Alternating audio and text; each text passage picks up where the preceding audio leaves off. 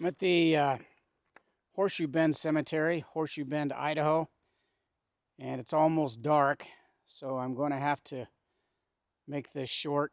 Although this family that I'm going to talk about, the Woods and Hanson families, it's going to have to be a 3 or 4 part series because there's so much to cover. Richard Marion Woods and Elizabeth Parlee Harness had 12 children. Richard was born August 23, 1836 in Blount County, Alabama, and he died in 1922 in Horseshoe Bend, Idaho. His wife, Elizabeth Parlee Harness, born 10th of February 1844 in Clinton County, Arkansas, died in 1921 in Horseshoe Bend, Idaho. I could not find their graves here at the Horseshoe Bend Cemetery. A lot of their children are buried here and grandchildren. So I haven't found Richard and Elizabeth yet, unless they're buried on the family farm. I do have, hopefully I'll get some photographs and be able to put them into the video. But here are the Hanson and Woods grandparents. Grandpa Woods, Grandma Woods, Grandpa Hanson, and Grandma Hanson.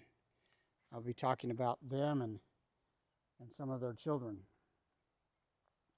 Those 12 children, some of which are buried right here, are Margaret Drusilla Woods, John Isaiah Woods, Samuel Andrew Woods, William Sherman Woods, and Sherman, no, he's not right there.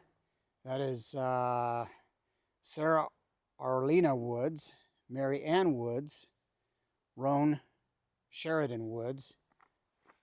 He's born in 1872. That's Roan and his wife Minnie.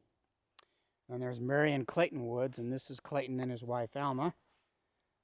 Roscoe Conklin Woods, and Roscoe's grave is right over here with his wife Clara. Thomas Laramie Woods, Joseph Lucine Woods, and Murdy Lily Woods. Murdy, the last one born. There's Thomas Laramie Woods right there, and his wife Ethel. Other Woods family on down here.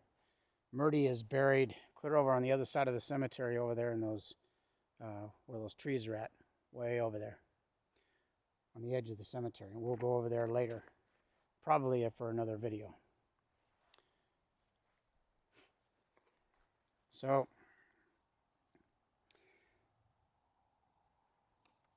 Thelma Woods Ryan, and her stone is right here. She wrote a history with the help of her sisters about the family. And I'm going to read from some of that history.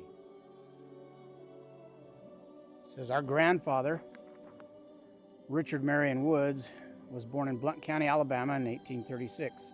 He was the son of Hosea Woods and was known as Ozark.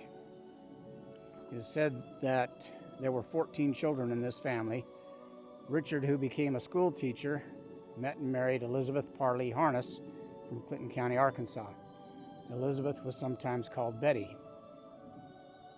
Some thought her name was Betty Elizabeth Harness.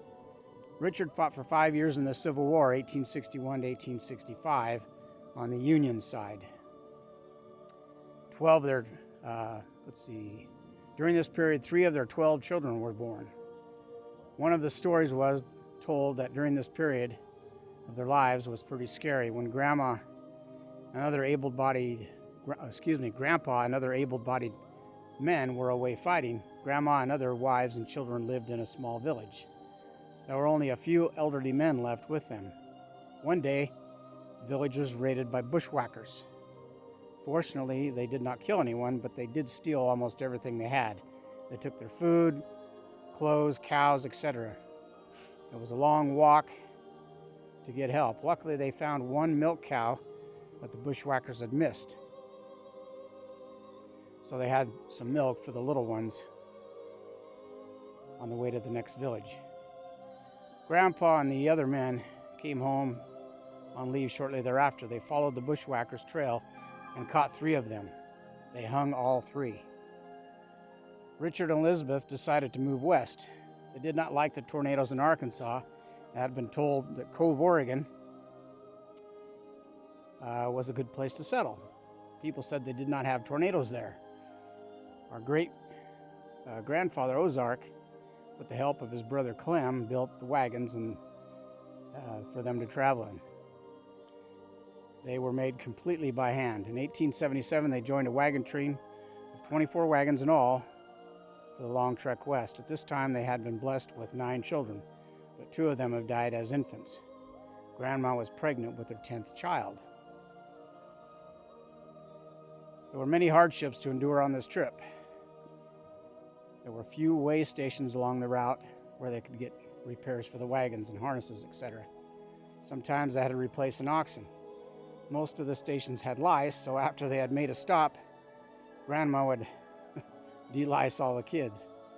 If they had enough water, they would boil all the clothes at the next stop. The wagon master had told them that they would see many Indians along the way, but usually all they wanted was food. No one was to shoot any of them. If they did, he would turn that person over to the Indian tribe. This had happened on one of his earlier trains, and he had kept his word. It was the only way they could protect the rest of the wagon trains. The older girls had to walk a lot of this trip. After their shoes had worn out, Grandma would wrap their feet in sacks. Our dad remembered how sorry he felt when he saw their feet so sore and sometimes bloody. He also remembered many times when they were very short on water and how thirsty they had become.